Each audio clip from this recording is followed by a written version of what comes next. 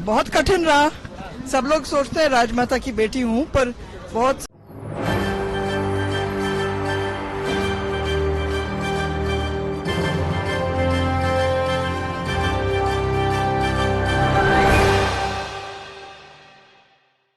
नमस्कार, ESPN 9 news आप देख रहे हैं। आपके साथ मैं हूं अक्षय अग्रवाल।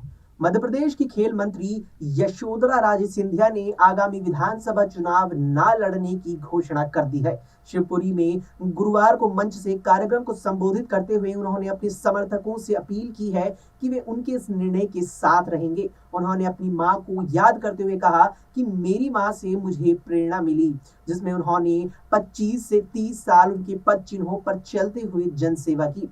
भावुक होते हुए उन्होंने कहा कि उन्होंने अब निर्णय लिया है कि वे चुनाव नहीं लड़ेंगी। शिवपुरी में मेडिकल कॉलेज के सामने राजमाता विजया राजे सिंधिया की प्रतिमा का अनावरण गुरुवार को खेल मंत्री यशोधरा राजे सिंधिया ने किया। यहाँ पर दक्षिण से आए उडुपी पंडितों के मंत्र उच्चारण के बीच इस प्रतिमा का अनावरण हुआ।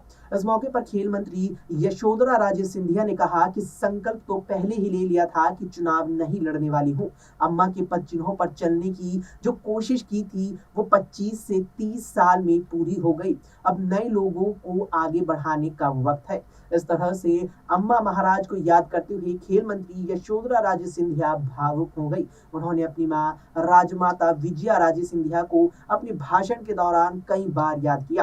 कार्यक्रम के दौरान खेल मंत्री यशोधरा राजे सिंधिया ने मंच से भावुक होते हुए कहा कि मैं चुनाव नहीं लड़ूंगी और उन्होंने शिवपुरी को गुड बाय कह दिया। मंच से अपनी चुनाव न लड़ने की घोषणा करते हुए खेल मंत्री यशोधरा राजे सिंधिया ने कहा कि वे स्वास्थ्य कारणों के चलते चुनाव नहीं लड़ रही हैं। मंच से उन्होंने कहा कि अब मैं 21 साल की तो हूं नहीं, समय नए लोगों को आगे बढ़ाने का है। मेरी माँ अम्मा महाराज ने भी जो राह दिखाई, अब मेरा कर्तव्य है कि उसे और आगे बढ़ाऊं।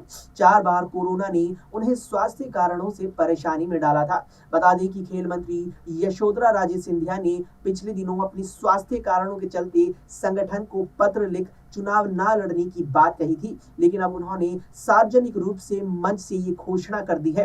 गुरुवार को शिवपुरी में उन्होंने साफ शब्दों में कहा कि शिवपुरी गुड बाय, अब मैं चुनाव नहीं लड़ूंगी। फिलहाल के लिए इस वीडियो में इतना ही। आप देखते रहिए एसपीएन 9 न्यूज।